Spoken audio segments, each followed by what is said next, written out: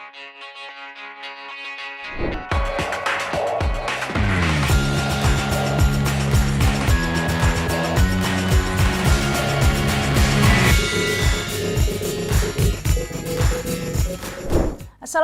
warahmatullahi wabarakatuh. Selamat berjumpa di Realita TV di acara Sarinya Berita Sarita. Kali ini kita menyoroti Undang-Undang Cipta Kerja atau Omnibus Law ya, yang benar-benar menggelitik akal sehat mungkin katanya ya. Karena ya memang sejatinya Omnibus Law ini tujuannya baik begitu ya, karena merupakan suatu produk hukum yang berisi berbagai aspek kehidupan yang terintegrasi dalam satu undang-undang. Tujuannya untuk memangkas atau mengamandemen undang-undang lainnya. Tapi meskipun tujuannya baik, proses pengesahan ini dari Undang-Undang Cipta Kerja ini meskipun sebenarnya juga sudah kontroversi ya, tapi ini terus mengundang kontroversi. Sulit sekali mengatakan bahwa tidak ada something fishy begitu ya, atau tidak ada sesuatu begitu. Bagaimana tidak? Jumlah halamannya saja berubah-ubah dalam hitungan jam loh. Ya pertama dikatakan 905 halaman. Kemudian berubah lagi 1035 halaman. Dan 1028 dulu, kemudian 1035. Kemudian terakhir nih katanya draft finalnya ini 815. Padahal undang-undang ini sudah diketok palu, sudah disahkan sejak tanggal 5 Oktober begitu. Inilah yang kemudian mengundang kontroversi kembali ya, meskipun katanya penambahan atau mengembang dan mungsret halaman ini karena ada perubahan teknis lah, ukuran kertas, font, mungkin dulu pakai Time New Roman kali fontnya maksudnya, jadi diganti akhirnya halamannya bisa berubah, tapi sampai ratusan lembar berubahnya begitu, dan masih banyak lagi polemik lainnya sehingga mengundang demonstrasi besar-besaran hari ini ya. Dan yang lebih memprihatinkan lagi mungkin ya bagi dunia demokrasi ya, karena kita tidak tahu ya ini beberapa tokoh, ada 8 tokoh kami ditangkap hari ini. Salah satunya adalah narasumber langganan kami ini, langganan Realita TV maksudnya, bukan kami jadi bingung. Langganan Realita TV biasanya ini kita undang ya, Syahganda Nainggolan, tapi hari ini tidak bisa karena sudah ditangkap mungkin. Kita tidak tahu sebenarnya apa alasan penangkapan ini atau dugaan apa yang dilakukan, apakah ITE begitu dugaannya atau apa, kurang jelas, tapi kadang-kadang memang tidak butuh alasan begitu. Baik, langsung saja kita sapa ini narasumber hari ini, ada Profesor Azumardi Azra. Halo, Assalamualaikum Prof. Waalaikumsalam Mbak Rahma dan Mas Agus. Ya, Profesor Dr. Azumardi Azra ini mantan Rektor UIN Syarif Hidayatullah ya. Dan juga mantan staf Wapres ya dulu ya. Staf khusus Wapres. Bidang reformasi birokrasi. Ya, dengan cendekiawan Muslim. Akademisi lah ya, karena sekarang tetap mengajar ya Prof ya, tetap aktif mengajar. Oh iya, mengajar di beberapa tempat. Dijamin bukan kadrun lah ini ya, karena akademisi. Karena inilah lucu. Ada ini narasumber selanjutnya, ada Agustinus Edi Kristiadi ya. Kristianto. Halo, selamat bergabung ini. Kak, di sini namanya Kak ya, Kak Edi aja ya ini Agustinus. Nah, Kak Edi ini aktif di media sosial begitu ya. Kemudian di samping dia juga adalah mantan wartawan satu alma mater sebenarnya sama saya. Dulu pernah di Media Indonesia begitu ya, pernah di Kedoya. Kemudian juga seorang pengusaha media sebenarnya ini ya. Founder dan CEO sebuah media daring di Indonesia, Grace News ya. gracenews.com begitu ya. Dan kalau kita baca ini ya, kalau kita baca, saya juga follow kan ya Kak Edi nih. Kerap sekali mengkritisi pemerintah ya Kak Edi ya. Ini, bahkan pernah sampai dikatakan ini, karena namanya kan Agustinus Edi Kristianto. Nah, ini sebenarnya dikatakan kadrun yang dibaptis ini rupanya Agustinus ya. Tapi asli itu, nama asli itu Kak Edi. Iya, nama asli saya saya nggak dibaptis dari bayi, saya Agustinus itu. Saya disebut gara-gara sering mengkritik pemerintah disebut sebagai kadrun yang menyamar. Saya bilang, kalau itu bukan hanya menghina keyakinan saya, tapi juga menghina komunitas Muslim. Karena bagaimana orang seperti saya menyamar? Orang bisa dengan mudah mengecek. Nah, konteksnya itu kenapa saya disebut kadrun yang menyamar menjadi Kristiani dengan pura-pura dibaptis, itu untuk menyebarkan tulisan-tulisan saya. Intinya sebetulnya sederhana, supaya orang nggak baca isi tulisan saya, tapi sudah membunuh pembawa pesannya. Itu aja sebenarnya menurut saya, Mbak. Tapi supaya lucu orang sih. nggak baca tulisan saya. Tapi memang politik ini lucu ya sekarang ini. Ini sebenarnya urusan politik tapi memang ditarik-tarik ke agama jadinya ya. Sampai harus Ya. padahal sebenarnya urusannya politik. Ya, padahal sebenarnya urusan politik ya sejatinya ya, sampai disebutan kadrun begitu ya. Kan singkatan kadal gurun begitu. Ya, namanya kadal gurun identik dengan Timur Tengah yang identik juga dengan Islam begitu ya. Jadi ini seperti stigma padahal sebenarnya yang dipermasalahkan saat ini urusan politik. Baik, saya ke Prof. Azumardi Azra dulu ini. Ya, Prof, akhirnya setelah tawar menawar kayak di Mangga 2 maksudnya jumlah halamannya ini loh Prof berubah-ubah Prof, dan sekarang sudah final katanya 815 ya. Ya, nah sebenarnya kalau mau mengkritisi Undang-Undang Cipta Kerja ini, Profesor Azumardi Azra sendiri sudah punya tidak yang versi 815 ini? Saya terima kasih Mbak Rahma. Memang ada sih di HP saya ya, dikirimi macam-macam beberapa versi itu yang tadi Mbak Rahma sebutkan.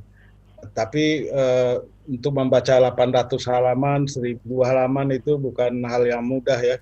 Membaca buku 200 halaman aja, 100 halaman aja pusing kita, apalagi sampai 1000 halaman. Jadi saya membaca poin-poin yang krusial saja yang menjadi perbincangan di lingkungan publik, di lingkungan para ahli hukum, ya itu aja yang saya ikuti. Jadi saya nggak mungkin itu membaca sampai sekian ribu halaman itu ya. Saya nggak punya energi untuk membaca itu, terus terang aja. Jadi kalau saya dianggap salah memberikan komentar karena hanya mengikuti, tidak membaca seluruhnya, hanya mengikuti poin-poin yang krusial saja, ya nggak apa-apa, saya terima aja. Kalau saya disalahkan nggak apa-apa itu. Nah, cuma memang ada 4 hal yang saya kira terkait dengan Undang-Undang Ciptaker ini. Yang pertama, penetapan atau pengesahan undang-undang ini kan saya kira menyalahi prosedur ya, prosedur formil ya.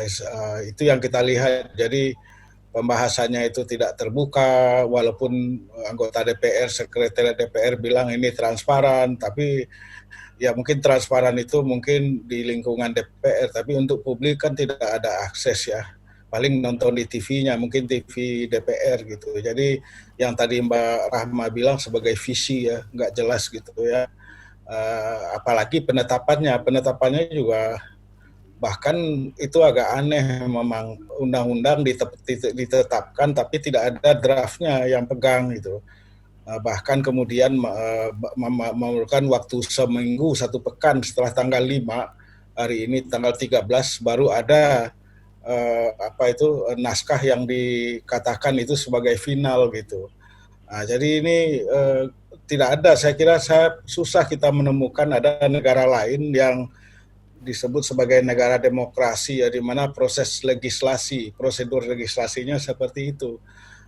Kalau kita berorganisasi yang tertib ya, di tingkat RT saja, organisasi mahasiswa, malah itu yang dibahas betul, dipelototin kata per kata itu sebelum kita bergerak apa-apa. Yang namanya ADART itu dipelototin benar itu, bergadang bermalam-malam, karena saya juga pernah jadi aktivis dulu ya. Jadi ini yang jadi masalah. Jadi ini akan panjang ya, nggak akan selesai gitu soal prosedur legislasinya. Yang kedua, soal-soal yang terkait dengan substansi ya.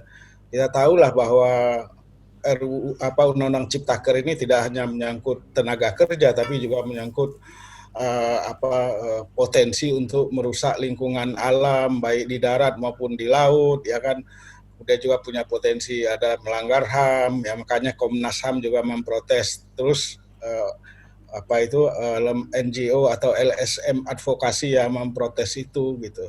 Itu masalah yang kedua. Masalah yang ketiga, saya kira undang-undang ini tidak akan kemudian serta-merta mendatangkan investasi karena masih diperlukan sekitar 500-an ya peraturan atau regulasi turunannya dalam bentuk peraturan pemerintah, mungkin sampai peraturan menteri, mungkin sampai peraturan daerah ya, gubernur, wali kota dan lain sebagainya. Jadi ini makan waktu yang lama yang saya kira tidak mudah. Dan yang keempat, saya kira masalahnya itu kemudian terkait dengan rusaknya situasi politik yang kondusif ya, yang selama ini cukup kondusif kemudian meninggalkan luka-luka ya yang susah untuk disembuhkan menurut saya sih, mulai dari banyaknya korban yang luka-luka ya kan, kemudian banyak yang ditangkap, kemudian ditambah lagi hari ini ditangkap orang-orang kami itu sekitar berapa, 9 orang. Ini menimbulkan luka-luka yang saya kira agak susah menghilangkannya. Jadi oleh karena itulah saya kira juga yang kelima, kemudian melihat semua hal itu ya, prosesnya dan substansinya itu, kemudian tidak serta-merta kemudian investasi akan datang ya. Apalagi di zaman corona begini yang sudah 7 bulan ya, di mana sebagian besar negara itu resesi ya. Resesi semua ya, kecuali mungkin Cina mulai bergerak RRC, tapi apakah RRC kemudian dengan serta-merta menaruh investasinya ke Indonesia, itu menjadi tanda tanya besar. Dan kalau saya sih ya melihat jangankan dalam situasi corona seperti sekarang mereka resesi, dalam zaman normal saja ya itu investasi nggak masuk ke Indonesia, walaupun pemerintah Jokowi sudah melakukan berbagai macam paket deregulasi ya, deregulasi yang melonggarkan macam-macam untuk investasi, tapi tetap saja tidak terlalu signifikan pengaruhnya. Jadi itu saya kira poin-poin yang saya kira perlu kita catat, paling nggak di dalam pandangan saya seperti itu. Iya, baik. Ini saya beralih ke Kak Agustinus, Kak Edi ya. Kalau melihat ini sudah baca kalau ini kan 815 halaman. Ya nggak mungkin baca semuanya, tapi poin-poin yang penting yang kita bisa ada petunjuk kunci lah Mbak. Saya sudah baca dari semua versinya. Tapi sudah dapat yang versi terakhir sudah dapat ya? Versi 812 halaman bukan 815. Oh, 812 ya. Karena simpang siur kok, ada juga yang bilang 815. Makanya saya bilang kayak tawar-menawar begitu. Ini menunjukkan melihat perubahan halaman begitu ya, yang berubah-ubah begitu. Meskipun katanya ini karena masalah teknis pindah kertas, tapi ini sulit lah ya. Namanya juga anggota DPR rapat paripurna, kita berharap semuanya sudah perfect, nggak berubah-ubah sampai ratusan halaman gara-gara ganti font atau ganti. Kita mungkin bayangan kita orang rapat undang-undang itu paripurna sebelum disahkan itu sudah disisir satu persatu gitu pastinya ya, bukan yang salah ketik sampai dirubah 200 halaman begitu, pastinya tidak seperti itu bayangan publik. Nah ini kalau melihat ini Kak Edi, Anda melihat bahwa ini menunjukkan begitu ketat tawar-menawarnya sebenarnya, ini tawar-menawar kepentingan sehingga sampai berubah-ubah seperti itu. Jadi begini, pertama-tama dengan hormat saya ingin mengikuti, saya sepakat dengan apa yang disampaikan oleh Pak Azumardi, dan saya ingin mencoba kita kritisi lagi lebih dalam sebenarnya kenapa 5 hal yang disampaikan oleh Pak Azumardi itu terjadi. Apa faktor-faktor yang melatar belakangi itu sepanjang proses penyusunan undang-undang ini? Siapa saja aktor-aktor yang terlibat di dalamnya? Terus prediksinya masa depan yang terjadi ini apa? Karena begini, saya juga awalnya biasa-biasa saja dengan isu Omnibus Law ini. Tapi setelah saya membaca dan mendengar beberapa informasi dari sumber-sumber saya juga, karena ini kan kuncinya adalah di rapat tanggal 3 Oktober, hari Sabtu. Soal apa yang menyetujui bahwa RUU Cipta Kerja ini akan dibawa pada pembicaraan tingkat 2 pada hari Seninnya untuk disahkan oleh DPR, untuk disetujui oleh DPR. Yang pada akhirnya kita tahu pada tanggal 5 Oktober hari Senin itu RUU tersebut disetujui. Setelah berita disetujui itu muncul, disetujui oleh DPR muncul, draft yang pertama yang beredar adalah draft yang 905 halaman.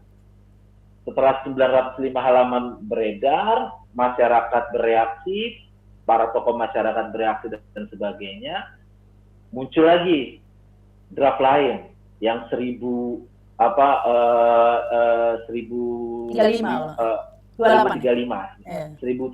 muncul.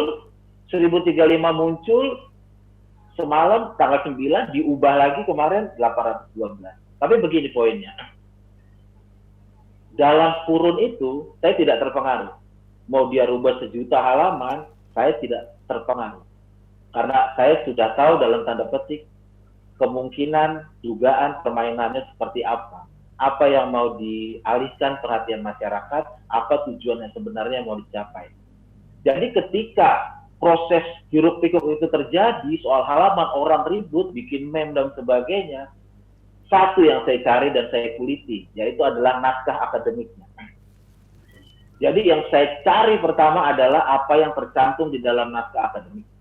Kedua, notulensi pembahasan rapat-rapat DPR untuk membahas itu. Ketiga, daftar inventarisasi masalah. Keempat, surat keputusan dari Menko Perekonomian tentang pembentukan Satgas Omnibus Law. Itu yang pertama saya cari. Kenapa saya cari naskah akademik? Karena dalam kondisi hiruk pikuk seperti itu, kita tidak punya pegangan draft mana yang benar. Itulah makanya Presiden Jokowi ketika dia konferensi pers, dia menuding bahwa masyarakat yang terprovokasi itu adalah terprovokasi hoax. Padahal Presiden sendiri saat itu dia tidak menunjukkan dan memegang mana draft final yang dia jadikan ukuran. Dengan pertimbangan seperti itu, saya terbebas dari tudingan itu. Follower-follower saya, pembaca-pembaca tulisan saya juga terbebas. Sehingga masyarakat saat itu fokus pada naskah akademik. Karena di dalam naskah akademik itulah kita tahu alasan mengapa sesuatu itu muncul. Mengapa pasal ini muncul, dan mengapa pasal ini diubah, apa alasannya, hanya ada di naskah akademik. Akhirnya saya tulis itu. Yang saya tulis pertama adalah bahwa proses pembentukan undang-undang ini melanggar asas pembentukan peraturan perundang-undangan yang baik sesuai dengan Undang-Undang Nomor 12 Tahun 2011. Yaitu terutama adalah asas keterbukaan. Sama sekali tertutup. Ternyata setelah saya baca dokumen-dokumen rapat dan daftar inventarisasi masalah termasuk bahan-bahan dari narasumber, apa yang saya ungkapkan itu soal pelanggaran terhadap asas keterbukaan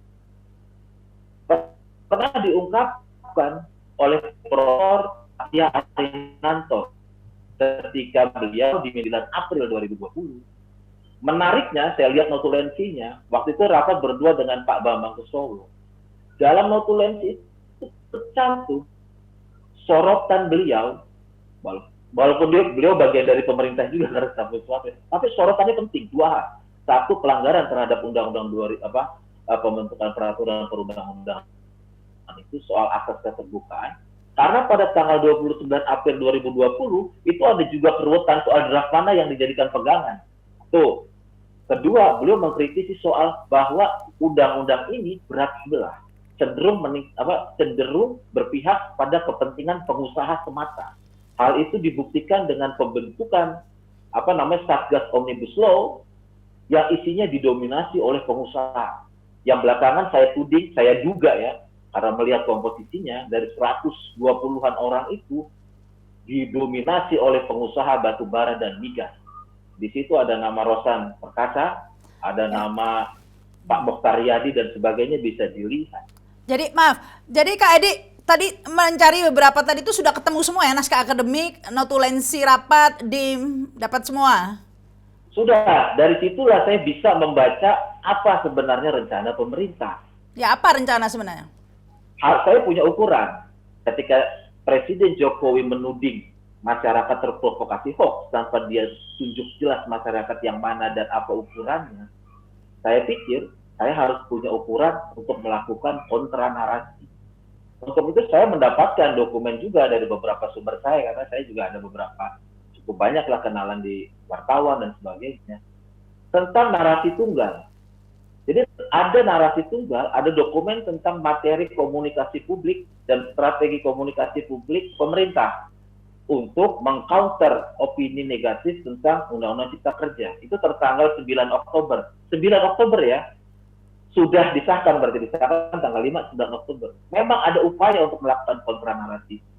Jadi ada 3 narasi tunggal. 3 narasi yang dipakai pemerintah untuk mengcounter semua pendapat di masyarakat. Satu, Undang-Undang Cipta Kerja menciptakan lapangan kerja. Kedua, Undang-Undang Cipta Kerja mendukung kemudahan berusaha.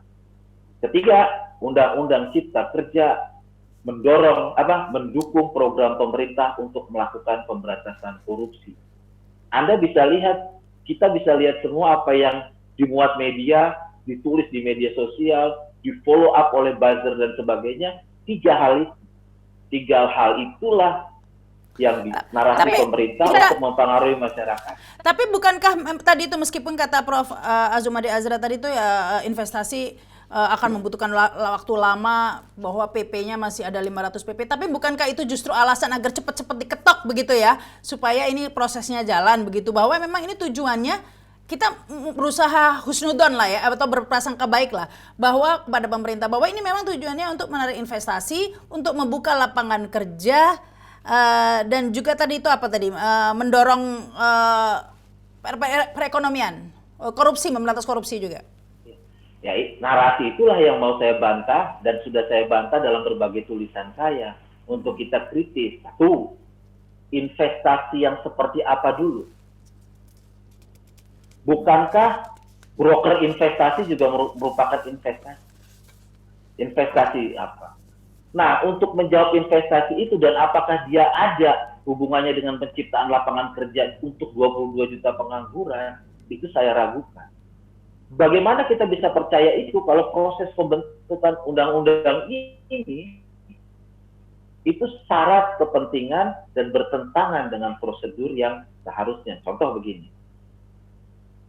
Dua poin yang saya ambil dari naskah akademik ketika saya menulis itu ya. Satu, kan yang ramai soal undang-undang ketenaga kerjaan nih, klaster ketenaga kerjaan. Coba kita lihat aturan tentang PKWT, pekerja outsourcing. Mari kita lihat apa yang diusulkan pemerintah dalam naskah akademik. Jadi pemerintah itu menginginkan PKWT itu diberlakukan untuk segala jenis sektor pekerjaan. Ini berbeda dengan yang aturan yang saat ini berlaku Undang-Undang Tenaga Kerja, untuk tidak berlaku untuk yang pekerjaan yang inti lah gitu. Pemerintah tuh ingin bukan hanya untuk segala dan sektor pekerjaan, tapi dasar hubungannya antara pengusaha, pemberi kerja dan buruh, dasarnya hanya kesepakatan. Begitu tertulis di naskah akademik. Tapi di versi 812 itu yang muncul adalah PKWT itu memang tidak untuk semua jenis pekerjaan dan dasarnya perjanjian kerja. Itu niat pemerintah pertama untuk, makanya saya pikir beralasan masyarakat awam itu masuk alasan, sehingga apa yang dikatakan Presiden Jokowi itu terburu-buru untuk mengatakan masyarakat hoax, belum tentu. Yang kedua, soal mineral dan batu bara. Jadi ini yang paling fatal. Kalau kita lihat naskah akademiknya, bahwa pemerintah itu menafsirkan sendiri pasal 4 ayat 1 Undang-Undang Dasar 1945 tentang Presiden memegang kekuasaan pemerintahan. Itu kan bunyi Undang-Undang Dasar.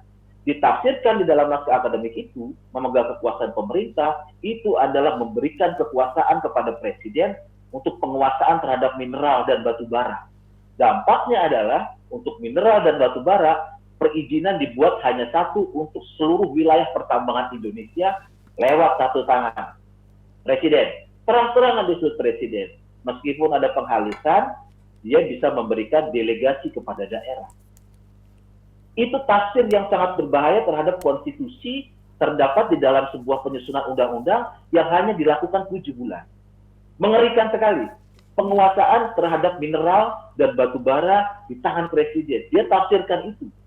Terus soal-soal lainnya mengenai kemudahan izin dan sebagainya, yang akhirnya saya lihat di dokumen 812 halaman yang terakhir, pasal yang goal, mungkin setelah tawar-menawar ya, adalah pasal royalti 0% bagi perusahaan-perusahaan tambang batu bara yang melakukan hilirisasi. Oke. Itu Kak Edi, pasal yang goal di draft terakhir. saya nanti akan tanya ke Kak Edi juga ya, di versi yang terakhir, pasal apa saja, ketentuan apa saja dari yang kontroversial itu yang masih dipertahankan dan yang sudah dihapus ya. Tapi saya ingin ke Profesor Azumardi Azra dulu. Nanti juga akan ada Rocky Gerung ini ya, bergabung sebentar lagi katanya, baru bisa gabung. Tapi saya ke Prof Azumardi Azra dulu, karena kan bukan hanya Prof ya, banyak akademisi yang mengkritisi ini, banyak kalangan pihak, luar biasa lah ya yang menolak atau mengkritisi Omnibus Law ini. Tetapi seperti biasanya kadang-kadang ini sudah pernah terjadi sebelumnya ya. Ini Rocky Gerung sudah gabung, saya Prof dulu. Ya, entar lagi masuk Kak Rokinya. Ya, saya lanjut dulu ya ke Prof. Tapi ini bukan yang pertama kali saja. Nah, ini halo. Halo, udah bisa Kak Roki? Hai. Hai. Masih aman ini di rumah ya? Halo Bung Rocky. My dear professor, the real Iya, professor. semangat ya, sehat. Oke. Ya, saya nanti ke Kak Roki ya, tapi ini saya mau ke Prof Azumardi Azra dulu. Prof, dulu kan sudah pernah ada kejadian seperti ini. Lanjut. Ya, sudah pernah ada kejadian seperti ini, bahkan luar biasa penolakan atau protes atau demo ya dari publik ketika undang-undang KPK itu. Tetapi toh tetap pemerintah jalan terus. Bahkan Profesor Azumardi Azra juga pernah diundang presiden ya untuk dimintai pendapat terkait undang-undang KPK ini. Tapi nyatanya tetap saja ya. Nah ini yang selanjutnya ini apakah akan terulang menurut Prof ya, bahwa ya akan dianggap angin lalu sajalah ini, cuek bebek, makanya ditinggal lihat bebek. Silakan. Saya tidak berprasangka jelek ya, tapi kalau saya lihat gejalanya ya kelihatannya sih seperti itu. Ketika demo besar yang melibatkan adanya anarkisme ya, tanggal 8 itu, tanggal 9 di headline di berita utama harian Kompas, saya dikutip itu pertama kali minta supaya pemerintah dan pihak-pihak terkait itu berdialog gitu. Dialog lah, membicarakan masalah ini ya kan. Nah, ternyata setelah berapa hari ini, sudah 5 hari ya kan, tidak ada dialog itu dan bahkan terjadi eskalasi malah. Ya, demo itu masih terus berlanjut, kemarin juga ada, hari ini lebih besar lagi ya kan. Jadi tidak ada dialog gitu. Jadi oleh karena itu saya memang menduga ini pemerintah akan tetap jalan terus. Apalagi memang inisiator awalnya kan Presiden Jokowi kan, ini inisiator awalnya Presiden Jokowi. Saya kira Presiden Jokowi tidak akan mengeluarkan Perpu, juga tidak akan menunda ya kan. Ada usul kan dari beberapa pihak, terutama guru besar ya, beberapa kalangan akademisi ya ditunda lah, paling nggak ditunda dulu gitu, dikaji ulang lagi gitu. Atau yang malah mengusulkan yang jelas-jelas tidak akan mungkin, yaitu mengeluarkan Perpu membatalkan undang-undang ini. Itu lebih nggak mungkin lagi. Karena apa? Karena itu kan ini kan inisiatornya Presiden Jokowi sendiri. Nah, jadi oleh karena itu saya kira tidak akan ada perubahan. Undang-undang ini tetap akan jalan, setuju atau tidak setuju ya, samalah dengan perubahan undang-undang KPK itu. Walaupun Presiden Jokowi dalam soal perubahan undang KPK itu, revisi itu, mengatakan ya kita akan pertimbangkan untuk mengeluarkan Perpu, dan kemudian Presiden Jokowi tidak menandatangani undang-undang KPK yang baru itu. Tapi ini kan enggak ini ya, kontradiksi gitu ya. Pada satu pihak dia yang mengirim surpres agar menyetujui undang-undang KPK itu direvisi, tapi pada pihak yang lain seolah dia tidak menerima undang-undang KPK hasil revisi itu kan suatu hal yang kalau kata Profesor Jimli Asidiki itu tidak etis gitu. Karena apa? Karena presiden harusnya tanda tangan aja gitu kan. Nah, saya kira kalau dalam soal undang-undang Ciptaker ini, apakah Presiden Jokowi tidak menandatangani? Ya, tetap saja undang-undangnya akan jalan kan, akan sah ya kan. Dan masyarakat saya kira tidak tidak menerima itu sikap Presiden seperti itu ya. Karena apa? Karena itu mungkin lebih dianggap hanya sebagai gimmick saja ya, gimmick saja untuk mungkin bisa menghibur sedikitlah orang-orang yang oposisi atau menentang undang-undang ini, undang-undang Ciptaker ini. Baik. Saya ke Kak Rocky ya. Kak Rocky, ini saya nggak mau nanya soal undang-undang Cipta Kerja dulu, sudah sering dibahas ini di berbagai. Saya perkembangan terbaru nih kawan kita nih Kak Rocky, gimana nih? Terakhir Kak Syahganda Nainggolan ini ada kontak dengan Kak Rocky? Iya, ada. Kapan terakhir kontak? Tadi malam masih kontak. Nah, ini kira-kira begini Kak Rocky ya, dalam setiap demo selalu ada yang dituduh sebagai dalang begitu ya. Apakah ini ada hubungannya dengan seperti itu? Karena kan sebelumnya ada spanduk, kami terbukti sebagai dalang ya, anarkis seperti itu. Ada spanduk seperti itu kan? Apakah ini ada hubungannya menurut Kak Rocky? Yang mulai menuduh sebetulnya bukan Presiden Jokowi, tapi Erlangga. Kan Menko yang pertama kali mengatakan ada dalang di belakangnya. Nah, masalahnya kalau ada tuduhan harus dibuktikan. Kalau tidak bisa dibuktikan, dicari buktinya. Putus-putus. Ya. Alasan Anda pakai teori ada dalang terus nggak ada yang ditangkap. Yang paling mudah adalah nuduh kami itu. Kan nggak mungkin nuduh SBY, padahal SBY di awal-awal disebut sebagai yang finansier, yang membiayai demo itu tuh. Kenapa nggak tangkap aja SBY?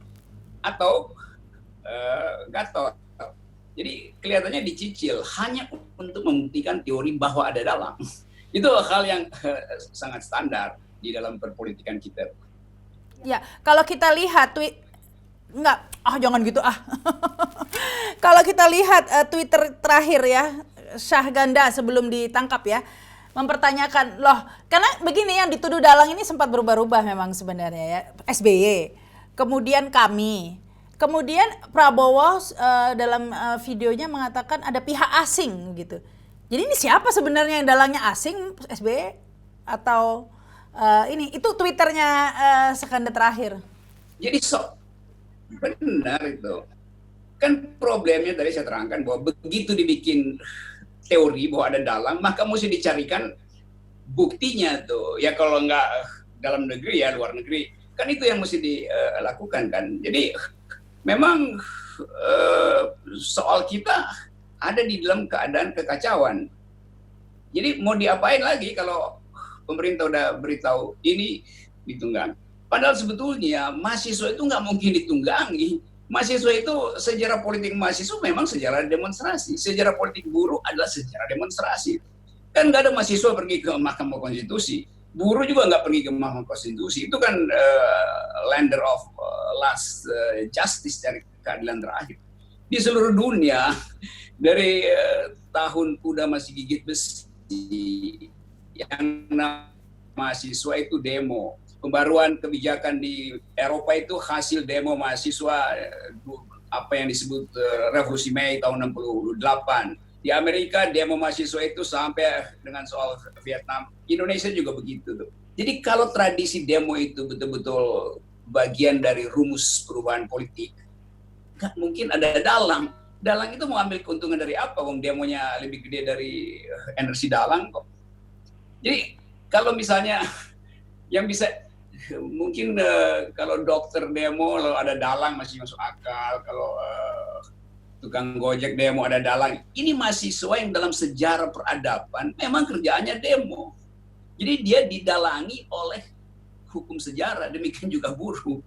Agak ngaco itu cara mengatur teori di KSP atau di istana atau di kalangan influencer itu ngaco, atau di badan intelijen ngaco. Tapi orang dengan mudah baca, ini udah mulai lagi tuh tema baru. tempat ada kabar dari Kak Syahganda nggak? Sebenarnya ditangkap kenapa sih? Apa gara-gara ITE di Twitternya atau gara-gara dalang atau kenapa? Sempat ada komunikasi atau ada info dari penasihat hukum atau bagaimana? Enggak.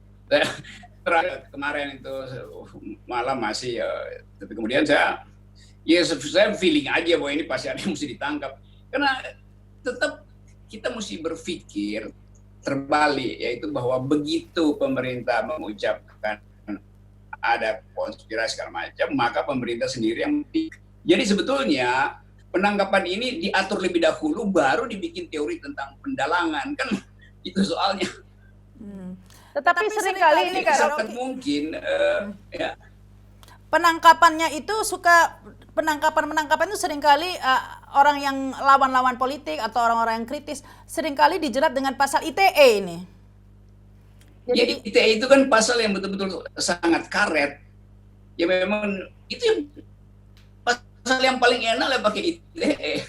Kan nggak mungkin menangkap orang dengan tuduhan makar. Makar itu pembuktian perencanaan awal.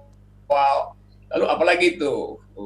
Cuman kan itu kan dalam soal politik cuman atau makar atau ITE. Yang paling mudah ya pakai ITE. Kalau Afghanistan, karena satu Indonesia, masa namanya makar kan mesti diam-diam. Kalau rame-rame itu namanya pasar bukan makar. Atau makar-makar ikan bakar ya. Tetapi Kak Rocky satu lagi.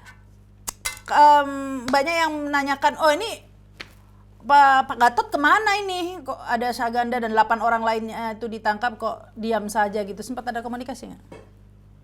Gatot Nurmantio. Sempat ditanyakan. Siapa? Banyak yang mengharapkan agar kan ada tim yang nangani itu secara hukum. Kan sebetulnya buat apa masuk di dalam jebakan-jebakan begitu, ya biarin aja, kan Syahganda juga mampu bertanggung jawab sendiri, kan nggak ditulis sebagai, kan dia yang mesti dibuktikan bahwa Syahganda itu ditangkap karena dia anggota kami, deklarator kami, kan itu ngaco tuh. Kalau ditanya soal apa, soal pikiran, pikirannya Profesor Asumardi, saya baca rutin pikirannya di Kompas itu tajam sekali dalam bentuk kritik tuh. Walaupun disamarkan, kadang-kala dibikin agak eksplisit, tapi ketajaman pikiran Profesor Sumardi itu tidak mungkin didelikkan. Yang dilakukan oleh mahasiswa juga sama, ekspresinya memang tidak setajam intelektual, tetapi dia tahu bahwa ada injustice di dalamnya. Syahganda adalah researcher, maka dia pakai bahasa researcher yang harus dinaikkan suhunya supaya masuk di dalam pikiran. Tapi semua itu adalah pikiran. Asumardi Asra memproduksi pikiran, kami memproduksi pikiran, wartawan memproduksi pikiran, aktivis memproduksi pikiran, semua adalah memproduksi pikiran, bukan memproduksi makar. Kan bagaimana mesti membuktikan bahwa ada simpanan senjata di kamarnya Syahganda misalnya, kalau itu disebut makar, kan ajaib itu. Jadi ini sekedar ingin membuktikan bahwa ada dalang, karena itu harus dicari siapa orang pertama. Yang di belakang itu ada pasti di dalam daftar panjang yang akan ditangkap. Cuman kan mesti dikasih. Kalau Kak Rocky masuk daftar gimana? Kan suhu bahasanya juga tinggi tuh, suka dungu-dungu gitu kan? Kalau Kak Rocky masuk daftar yang akan ditangkap berikutnya? Yang nangkap saya itu lebih dungu lagi dong yang nangkap saya. Masa orang ngomong dungu? Dungu itu kan deskripsi tentang keadaan berpikir yang tidak mampu untuk mengambil kesimpulan dari dua premis. Itu namanya fallacies. Kalau pakai bahasa asing namanya fallacies. Tapi masa kita ngomong fallacies? Di kampus kita pakai fallacies. Salah nalar itu namanya logical fallacies. Bahasa gaul dari salah nalar namanya dungu. Sama aja. Cuman orang marah kalau pakai kata dungu. Ya memang saya nggak pernah bilang seseorang itu dungu. Cara berpikirnya tidak logis. Di dalam kurung fallacies. Di dalam kurung lagi bahasa Avenger, millennials, ya dungu namanya. Kan cuman itu. Tapi Kak Rocky jujur ini, ada khawatir ditangkap nggak? Ada feeling akan ditangkap juga nggak? Buat apa khawatir ditangkap atau feeling itu?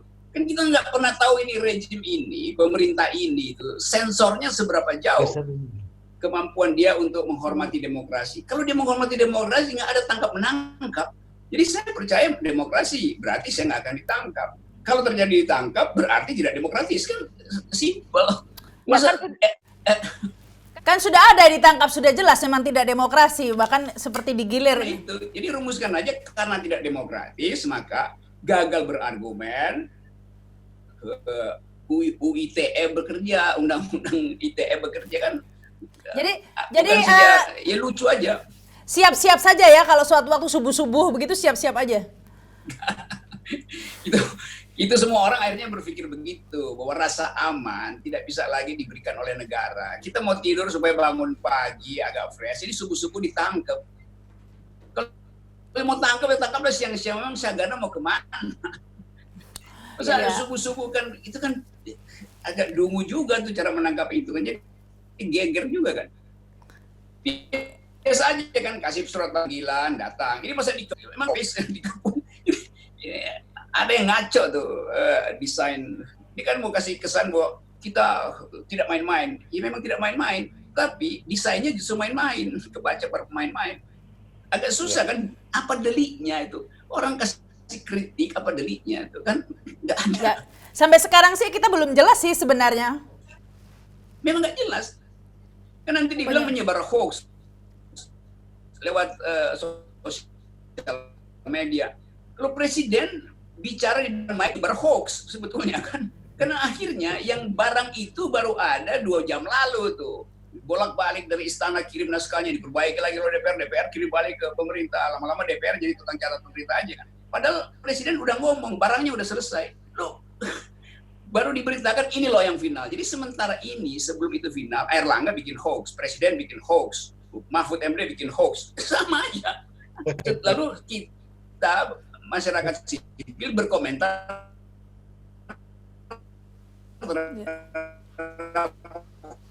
hoax. Lalu kita Baik.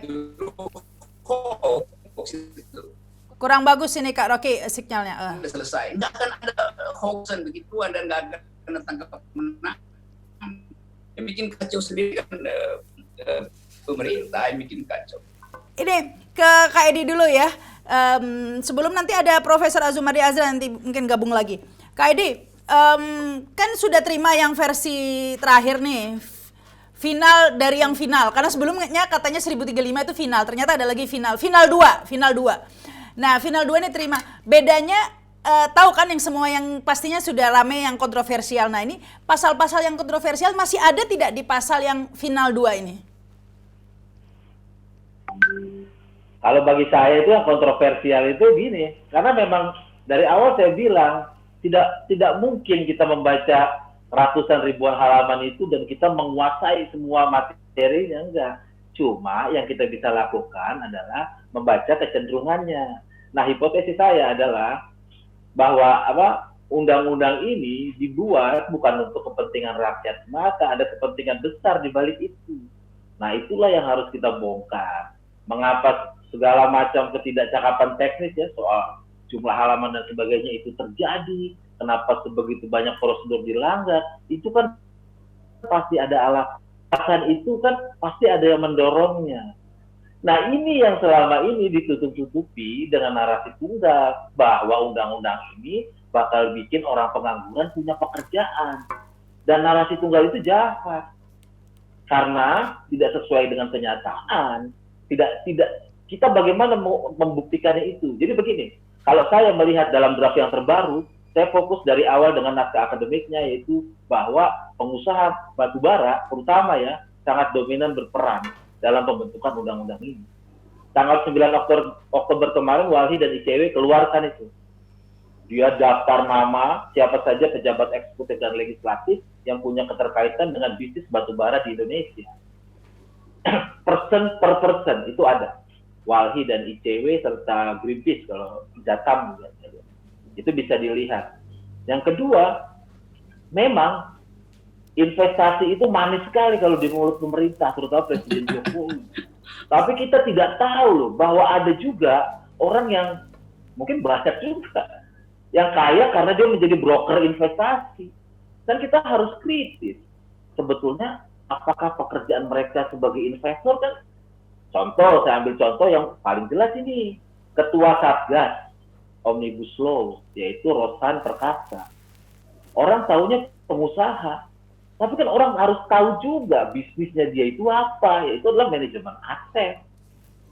Kenapa dia bisa ada di situ? Karena dia jadi wakil ketua tim pemenangan Jokowi Ma'ruf. Kenapa dia adalah orang yang dipanggil abang oleh Presiden Jokowi, abang dia dipanggil dulu. Dengan siapa Rosan membangun perusahaan, kita bisa tracking hingga hari ini. Siapa Menko Perekonomian Erlangga Hartarto, dulu dia bekerja di perusahaan apa? Ya memang kalau nyebut dalam, mengeluarkan isu memang sudah jagonya, karena dulu dia kan punya perusahaan sekuritas, punya bergerak di batu bara juga yang sekarang sedang menanti perpanjangan izin. Jadi, kenapa saya terus bersuara itu, karena saya ada rasa prihatin kepada masyarakat yang di jalan-jalan itu. Mereka dipukuli itu untuk sesuatu hal yang orang lain di sisi lain ini sedang menunggu-nunggu untuk dapat kemenangan banyaknya. Itu masalahnya. Oleh karena itu, sejak awal saya menduga dan mengatakan undang-undang ini harus dibatalkan. Bukan hanya karena prosesnya yang melanggar ketentuan dan asas undang-undang yang baik, tapi potensi konflik kepentingan dan motif bisnis di balik itu sangat tinggi. Ini bisnis manajemen aset kalau menurut saya. Ya, tapi kata Profesor Azumadi Azra tadi tampaknya ya akan senasib dengan undang-undang KPK ini tampaknya. Betul, karena Presiden kemungkinan besar tidak akan menandatangani. Tapi apa artinya? Karena tanggal 30 hari setelah itu, saya hitung tanggal 4 November, undang-undang ini wajib diundangkan. Dan ketika nanti masyarakat mengajukan uji materi atau formil ke Mahkamah Konstitusi, itu butuh waktu. Perbaikan aja di Mahkamah Konstitusi 14 hari sidang dan sebagainya. Dan ingat, ketika masuk bulan November, ketika undang-undang ini berlaku, saya ambil contoh saja lah. Perusahaan pemegang PKP 2B itu yang menanti perpanjangan izin itu ada yang habisnya bulan November nanti. Kalau bisnisnya tidak diperpanjang izinnya, selesai bisnis dia. Ini kental sekali kenapa diburu-buru waktu itu ada kepentingan banyak. Satu, kepentingan izin yang harus diperpanjang. Kedua, kepentingan jatuh tempo utang. Ketiga, kepentingan bayar utang royalti. Ada yang utang juga. Royalti kan dibikin 0% di undang-undang yang di versi yang 812 yang gol ini. Ada. Kenapa ini harus buru-buru? Ya karena alasan itu. Kenapa buru-buru kita sebut? Ya karena suratnya Presiden tanggal 7 Februari itu, ini lucu, orang nggak ingat aja. Jadi surat Presiden ketika dia menyerahkan draft undang-undang ini ke DPR, dia meminta supaya ini diberikan prioritas utama katanya untuk dibahas oleh DPR. Coba cari di undang-undang, mana ada kata prioritas utama, yang ada prolegnas. Prioritas ya utama, nggak usah pakai utama. Jadi motif keterburu-buruan itu sudah dibaca sejak dulu. Soal batu bara itu sudah dibaca sejak tahun lalu. Karena Menko Erlangga itu menjanjikan royalti 0% sejak Agustus 2019. Dan dengan kebijakan ini keluar 20 triliun sampai 30 triliun pendapatan negara hilang. Masuk kemana? Itulah makanya saya bersuara karena saya kasihan ngelihat yang di jalanan itu. Mereka nggak tahu ini untuk pertarungan siapa. Intinya mencurigai syarat kepentingan lah ya Undang-Undang Cipta Kerja ini. Makanya sampai kepentingan bisnis terutama batubara. Oke. Tapi banyak titipan juga ya dari pendidikan juga protes dari lingkungan, petani banyak lah ya. Luas. Listrik bisa nggak selesai nih kita dialog kalau satu persatu, banyak benar pasal-pasal yang kenapa? Tapi orang-orang yang dominan dalam penyusunan undang-undang ini, baik dari kalangan pejabat eksekutif legislatif maupun kalangan pengusaha, adalah mereka yang bermain di bisnis utama mineral dan batu bara. Itulah kenapa di naskah akademik disebut, ditulis. Tafsir tadi saya bilang, Presiden memegang penguasaan terhadap mineral dan batu bara di seluruh wilayah pertambangan Indonesia. Ngeri tuh. Naskah akademiknya itu ngeri. Baik. Itu makanya sampai buru-buru katanya Prof. Azumadi Azra, katanya prioritas utama ini. Prioritas utama itu sama aja dengan blue jeans warna biru ya, double-double. Udah prioritas utama gitu ya. Baik, Prof. Tapi lepas dari itu, Prof.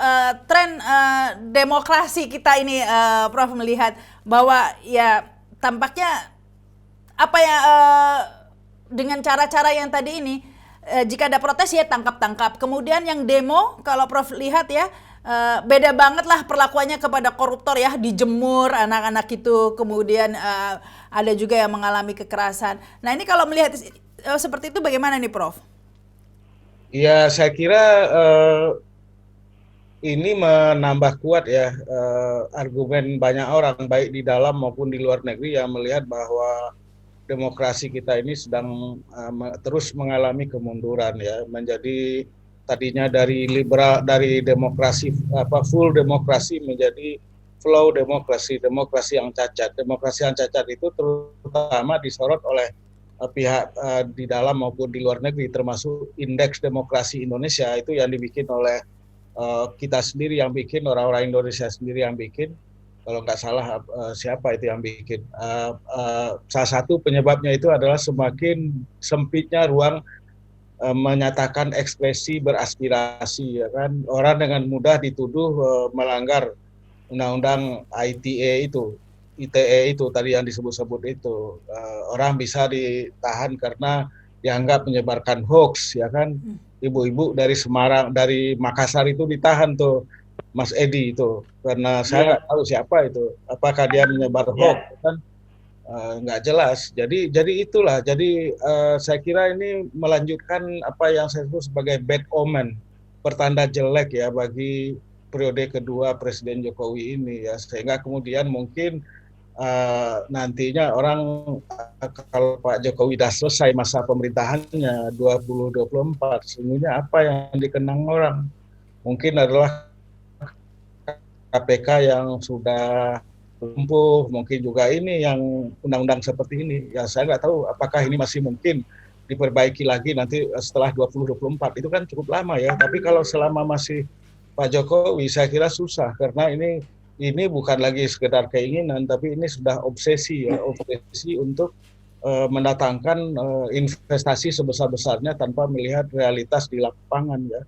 Tanpa memperhitungkan tadi yang disebut oleh Mas Edi, konflik-konflik kepentingan bisnis ya di balik itu. Nah, ini yang saya kira kurang dicermati. Jadi dalam segi ini saya memang agak pesimis ya kalau misalnya undang-undang ini bisa diperbaiki, bisa dibatalkan oleh MK. Kita juga tahu lah MK kan sekarang juga bermasalah. MK itu sudah dikasih deal ya kan 70 tahun ya kan dengan macam-macam itu. Jadi dan juga ada pasal-pasal yang dihilangkan sehingga presiden tidak lagi harus atau wajib mengikuti apa yang diperintahkan, putusan yang ditetapkan oleh MK. Jadi gambarannya memang agak pesimis ya. Saya nggak tahu bagaimana caranya. Sementara kemudian masyarakat sipil itu sudah tercerai-berai ya, mungkin yang tinggal itu mungkin orang per orang aja, seperti Mas Rocky ini yang terus ngomong ya kan, dengan Mas Agus ini terus ngomong. Di luar itu ya susah ya kan, ormas-ormas besar aja juga tidak terlalu dipedulikan ya, kayak NU, Muhammadiyah misalnya nggak dipedulikan gitu, jadi diabaikan aja begitu. Atau Suara Media yang masih objektif model Kompas dan koran Tempo atau majalah Tempo juga nggak dipedulikan gitu. Jadi kita susah berharap bagaimana ya hal ini. Jadi saya jarang pesimis, tapi kalau lihat gejalanya seperti ini ya susah. Tidak ada alasan yang kuat, alasan yang meyakinkan untuk bisa optimis gitu. Ini Mbak Rahma. Ya, saya kenal Profesor Azumardi Azra ini beberapa kali wawancara, memang tidak pernah mengucapkan kata pesimis. Baru kali ini memang. Kak Rocky seperti itu juga, pesimis juga, karena gini, pidato presiden selalu kan kita harus optimis. Terakhir sebelum disahkan Presiden Jokowi kan di YouTube channel Sekretaris Presiden mengatakan ya dalam videonya pidato kita harus optimis begitu. Nah ini kenyataannya seperti ini, kalau Kak Rocky gimana?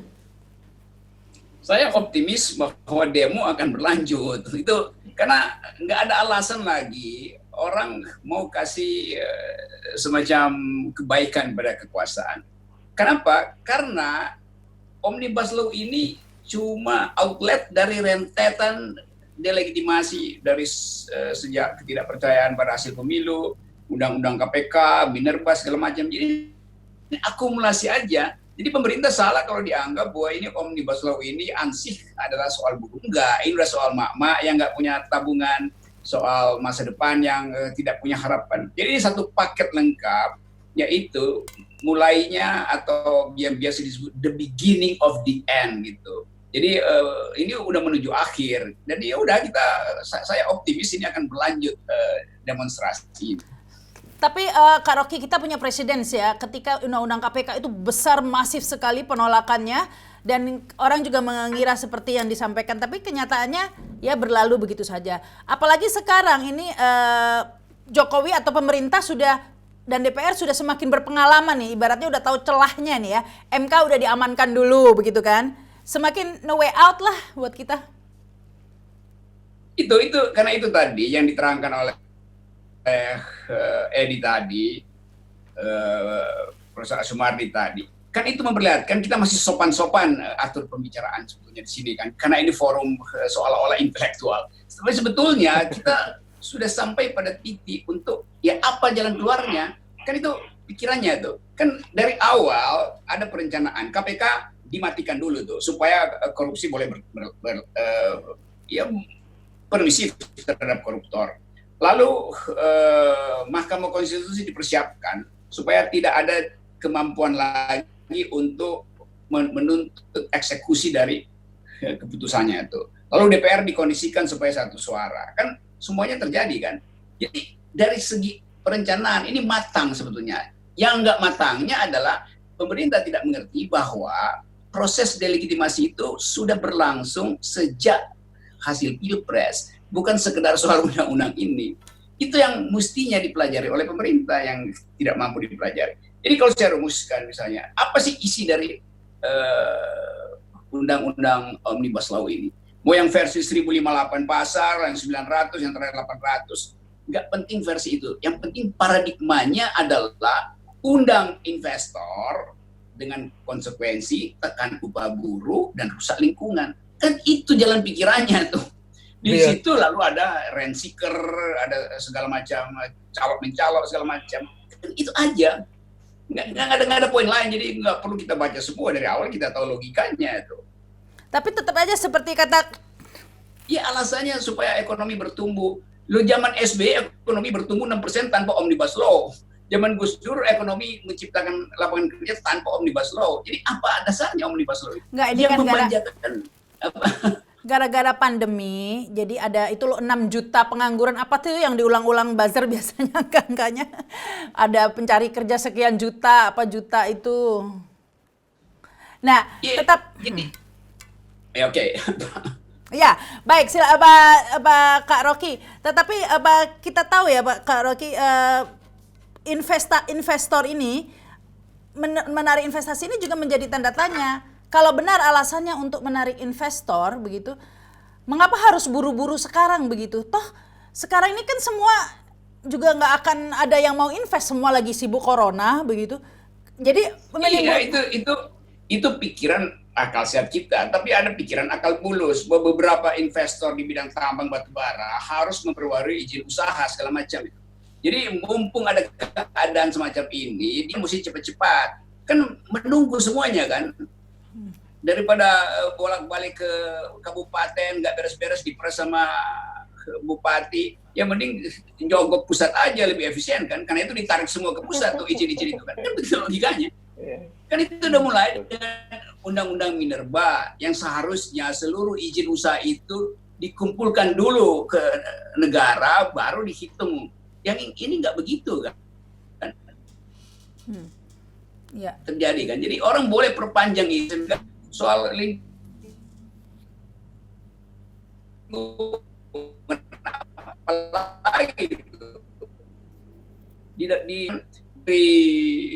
kehutanan bilang bahwa kita nggak hilangkan soal AMDAL, justru kita permudah. AMDAL itu mestinya dipersulit bukan dipermudah.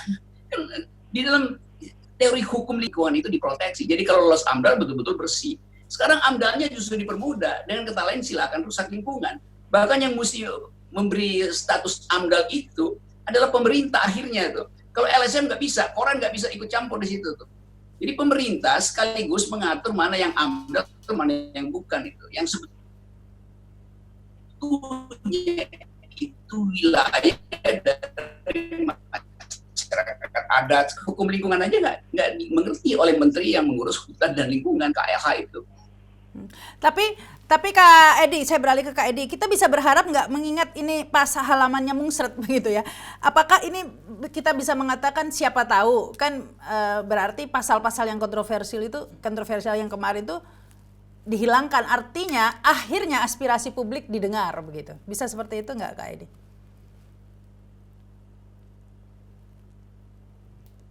Ya, halo Kak Edi? Nggak dengar ya? Aduh, kena ini. Ayo, halo, nggak kedengeran. Gimana, Pak? Ya, ini kan jumlah pasalnya kan, Apa poinnya? ya jumlah halamannya kan berkurang menjadi 800. Apakah ini menunjukkan bahwa pasal-pasal yang kontroversial itu akhirnya dihapus atau dihilangkan? Artinya aspirasi publik didengar. Enggak, Mbak. Kalau menurut saya kita hindari bicara pasal per pasal karena itu penuh, itu kuda Troya, itu banyak jebakannya itu. Kita bicara itu sebagai keutuhan. Benar tadi kata Bang Rocky, injustice. Kata kuncinya adalah ketidakadilan. Ketidakadilan yang kalau kita melihat Omnibus Law kita kerja, kita melihat namanya ketidakadilan. Ketidakadilan bagi orang-orang kecil, orang-orang miskin, tapi keadilan bagi segelintir orang yang makmur. Itu yang harus ditanamkan di benak masyarakat ketika melihat semua proses ini. Kenapa ketidakadilan muncul dan apakah presiden kita bisa berpihak kepada kita sejak awal? Kalau saya berpendapat, ya kan ada bukunya itu, Jokowi Man of Contradiction dalam masalah judul, bahwa melihat presiden harus melihat dalam dua wajah. Ada dua wajah dia, bukan wajah yang sederhana semata, tapi wajah yang lain tuh harus dilihat juga. Ingatkan masyarakat bahwa Omnibus Law Cipta Kerja adalah wajah paling buruk perselingkuhan eksekutif dan legislatif untuk menguasai kekayaan negara. Kita jangan lihat pasal per pasalnya deh, kita lihat konsep-konsep seperti itu, injustice dan wajah buruk pemerintahan. Itu kalau menurut saya. Kalau teknisnya gampang. Kalau teknisnya memang terburu-buru waktu karena ada aturan itu ya. 30 hari undang-undang ini akan berlaku dan kita akan disibukkan dengan uji formil dan sebagainya. Sementara proses-proses saya dengar ya, hari ini aja hotel-hotel itu udah pada di-booking oleh kantor-kantor pemerintahan untuk membahas rancangan peraturan pemerintah turunan undang-undang ini. Udah di-booking itu hotel-hotel sampai ada yang sampai tanggal 17 saya lihat. Udah gaspol ini rupanya ya. Namanya tim dapur umum. Oke. Tim dapur umum atau tim Cowboy. Mereka sebut namanya tuh kalau mau tahu. Oke, Kak Rocky. Tim dapur umum, tim Cowboy, beberapa RPP. Gitu. Ya, silakan Kak Rocky. Mau ini ya? Oke ya, boleh balik ya? Loh, udah Kak Rocky. Mau Oke. Kak Rocky mau balik dulu. Mau sholat maghrib mungkin katanya. Udah cukup. Oke. Maghrib ya, maghrib. Ya, sebelum ini ya baik, terima kasih Kak Rocky. Mudah-mudahan masih bisa terus jadi narsum ya di Realita TV. Ya. Sehat. Yo, makasih. Ya, saya ke Profesor Azumardi Azra dulu. Ya, belum selesai. Itu Kak Rocky kan ada acara dia. Yang terakhir. Saya juga ada acara, Pak. Ya, singkat saja ini terakhir ini closing statement. Prof, kalau kan waktu KPK dulu Profesor Azumardi Azra diundang untuk memberi masukan ke presiden begitu. Seandainya untuk Undang-Undang Cipta Kerja ini diundang lagi, kira-kira apa yang akan disampaikan oleh Prof ke presiden? Ya kalau diundang ya saya menghormati ya saya datang lah, tapi saya akan bilang bahwa lebih bijak Pak Jokowi menunda karena ini sudah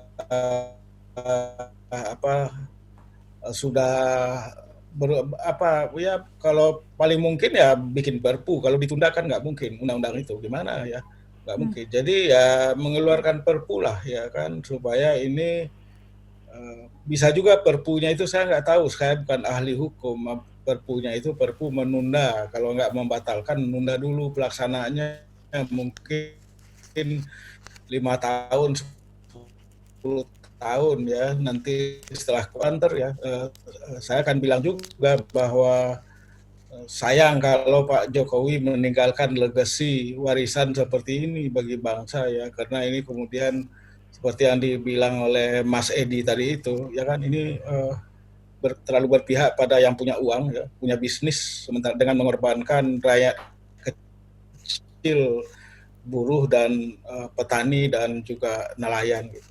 Saya kira itu aja, Mbak. Iya, tapi ya baik. Terima kasih ini Prof. Azumadi Azhar juga Kak Agustinus Edi Kris sudah bergabung di sini. Oke. Semoga kita masih bisa diskusi lagi ya, tetap bebas berekspresi begitu. Terima kasih sekali lagi. Dan Terima kasih. ya, dan terima kasih juga yang sudah menyaksikan dialog ini. Jangan lupa subscribe dan komen. Bisa komen apa saja, nggak ditangkap kok, nggak usah takut. Ini yang penting sopan ya, dan bukan hoax.